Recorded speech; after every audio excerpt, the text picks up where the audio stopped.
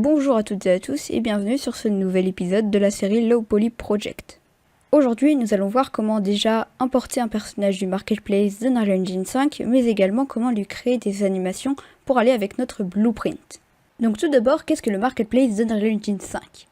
En gros, le marketplace d'Unreal Engine 5, ça va être un marché qui va nous permettre de rassembler différents assets qu'on va pouvoir installer dans nos projets. Et ces assets, ils vont soit être gratuits, soit être payants, ou alors gratuits un mois et payants les autres mois. Par exemple, là, vous voyez qu'on a les Free for the Month, et donc ce sont les packs qui vont être gratuits ce mois-ci.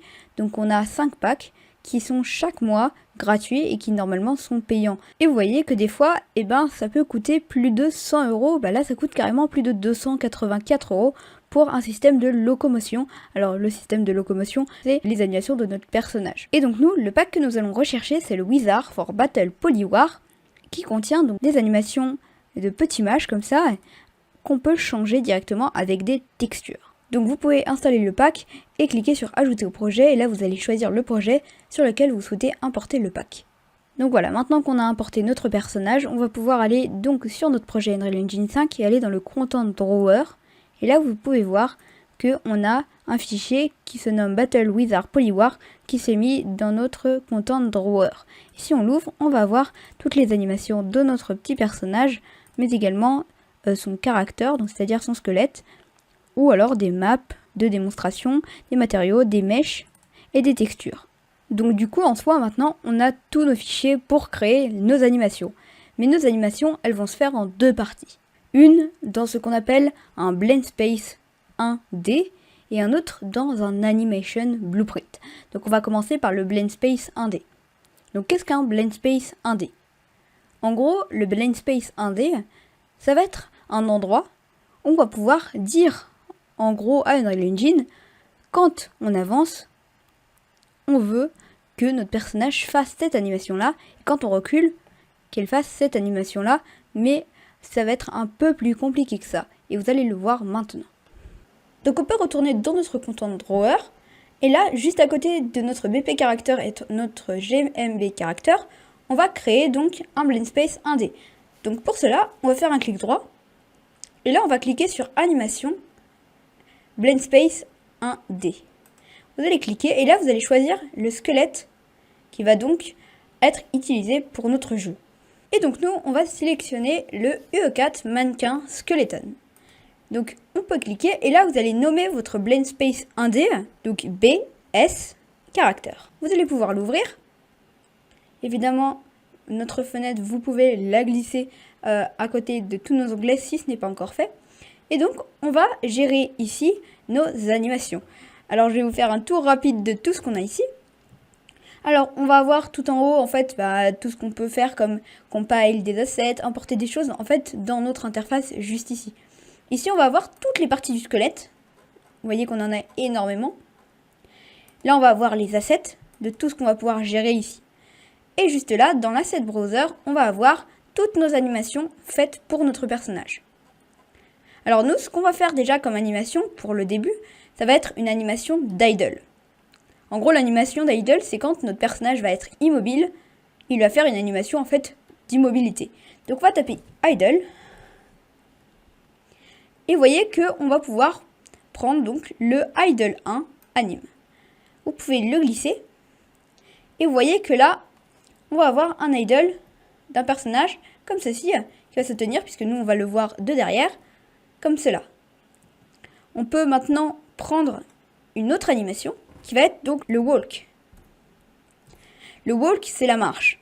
Et donc nous, on va le glisser au milieu dans cette partie-là pour dire qu'en gros, on peut passer de l'idle au walk et ensuite on va pouvoir passer au run. Donc on va pouvoir prendre le walk ici. Donc si on regarde, vous voyez qu'en fait, il va marcher à l'envers. C'est pour ça qu'il ne faut pas vraiment se tromper avec les animations, parce que sinon, ce n'est pas hyper bien. Donc on va prendre la deuxième, et on va la glisser à 50. Et là, c'est pareil, vous voyez que c'est pas très beau, puisque notre personnage, il marche, mais le petit problème, c'est qu'il a une position un peu bizarre. Donc on va prendre le dernier, qui est le Walk Forward Anime. Et là, vous voyez qu'il a plutôt une position normal. Et là, en fait, ce qu'on va faire, puisque vous voyez qu'il n'est pas totalement sur 50, notre point, c'est qu'on va aller dans None. Et là, on va aller mettre à 50 pile. Et vous voyez qu'il va bien se mettre à 50. Maintenant, on va pouvoir choisir une autre animation qui va être Run. Et là, vous voyez qu'on en a une. Donc, on va la prendre et on va la glisser à 100. Et normalement, si vous prenez CTRL, vous pouvez voir ce que ça donne de Idle à Run. Donc, maintenant qu'on a fait notre petit schéma, on va pouvoir remplir les assets details. Alors, nous, il y a une partie qui va nous intéresser, c'est les axis settings. En gros, il va falloir qu'on crée un horizontal axis, donc en créant un nom. Alors, on va le nommer speed, puisque c'est la vitesse. Et en soi, donc, le minimum de speed, ce sera 0, donc idle, et le maximum, ce sera 100. Donc, c'est-à-dire que si notre personnage est en vitesse à 0, il va être en idle, et que s'il est à 100, il va donc être à run. Et s'il est au milieu, il va donc être à 50, et c'est-à-dire à walk. Et donc là, on va pouvoir, vous voyez, changer le grid divisions en 3. Puisqu'on a 3 parties, 3 animations, donc on n'a pas besoin d'en avoir 58 000 non plus des séparations. Et après, on va pouvoir changer le smoothing time en mettant 1.3. En faisant ça, en fait, ça va nous faire un changement d'animation beaucoup plus fluide. Pour avoir un changement d'animation vraiment plus classe, en fait, hein, pour pas avoir un changement d'animation direct. Donc on peut sauvegarder notre Blend Space 1D et on peut maintenant créer notre Animation Blueprint. Donc pour créer un Animation Blueprint, même principe que pour le Blend Space 1D, on va aller dans notre Content Drawer et on va faire un clic droit sur Animation et on va cliquer sur Animation Blueprint. Donc là, vous allez aussi devoir sélectionner le personnage que vous voulez. Donc on va prendre le UE4 Mannequin Skeleton et on va pouvoir cliquer sur Create. Là, on va vous demander un nom. Alors vous allez prendre A, B, caractère. Pour Animation Blueprint Character. On peut l'ouvrir. Et donc là, vous allez voir en fait qu'on va avoir un bloc qui est déjà mis dans notre code qui va s'appeler Output Pose. En gros, ce sera la pose de notre personnage. Donc le résultat va être en fait notre Blend Space Character. Donc vous voyez qu'on a un peu la même chose du côté droit de notre interface, c'est-à-dire qu'on va avoir un asset browser avec toutes nos animations. Et c'est justement parce qu'on est toujours dans quelque chose d'animation. Sauf que là, c'est pas une animation qui va nous intéresser, mais c'est notre Blend Space 1D. Vous voyez qu'il est là, écrit BS Character. On va pouvoir le sélectionner et le glisser sur Result. Et là, vous allez voir que donc on a un bloc qui va apparaître qui va s'appeler BS Character, Blend Space Player, qui va donc se relier à Output Pose. Et on va avoir, vous voyez, le speed, c'est-à-dire notre horizontal axis, qui va être là. Et notre speed, on va le transformer en une variable. Donc pour ça, on va étirer. Et là, on va cliquer sur Promote to Variable. Et là, vous allez voir que automatiquement, il va se nommer speed. Et si il ne se nomme pas speed, vous pouvez aller dans Details et changer le nom de votre variable. Et là, vous devez sûrement vous dire, c'est bon, on a terminé le code, je vais enfin pouvoir tester. Non, nous n'avons pas encore terminé le code. Oui, je sais, c'est un peu nul. Mais ne vous en faites pas, ça va pas être hyper long non plus. Donc on va pouvoir aller dans l'Event Graph, donc spécial animation, et c'est ici qu'on va encore gérer un code. Donc tout d'abord, pourquoi on va faire ce code?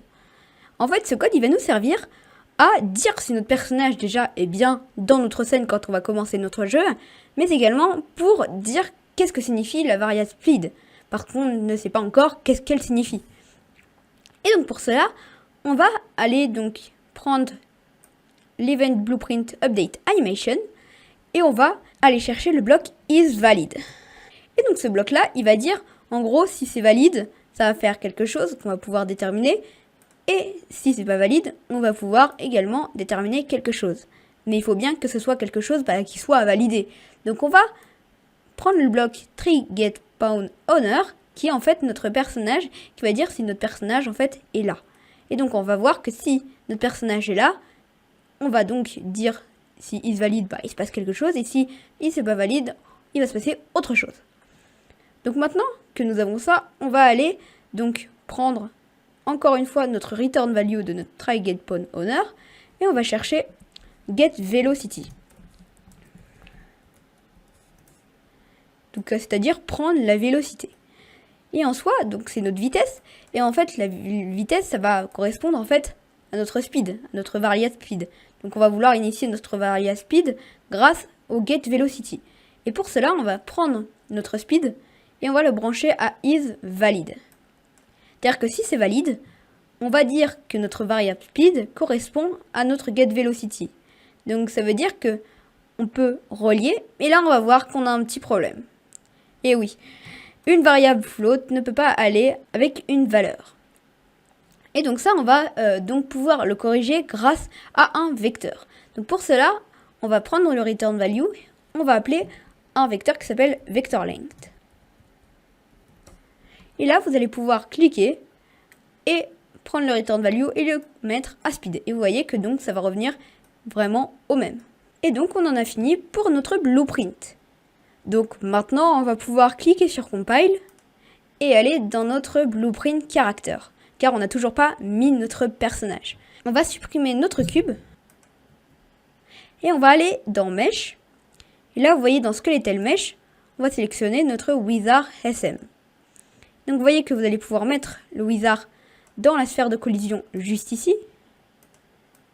On va pouvoir le tourner à 90 degrés pour qu'il regarde bien là où il y a la flèche. Et là, juste au-dessus, dans Animation, on va pouvoir cliquer sur Anim Class. Donc on va prendre notre Animation Blueprint Character. Et donc vous voyez qu'il va automatiquement se mettre dans la position que l'on veut. Et voilà, nous arrivons à la fin de cet épisode sur la création d'un jeu du style Low Poly sur Unreal Engine 5. J'espère qu'il vous a plu, n'hésitez pas à vous abonner et à lâcher un petit pouce bleu si cette vidéo vous a plu. Et n'hésitez pas à suivre cette série qui vient de commencer. Donc c'était pour moi un grand plaisir de reprendre du service après 2 petites semaines d'absence. Donc voilà, je peux vous dire à très bientôt pour une nouvelle vidéo. Ciao.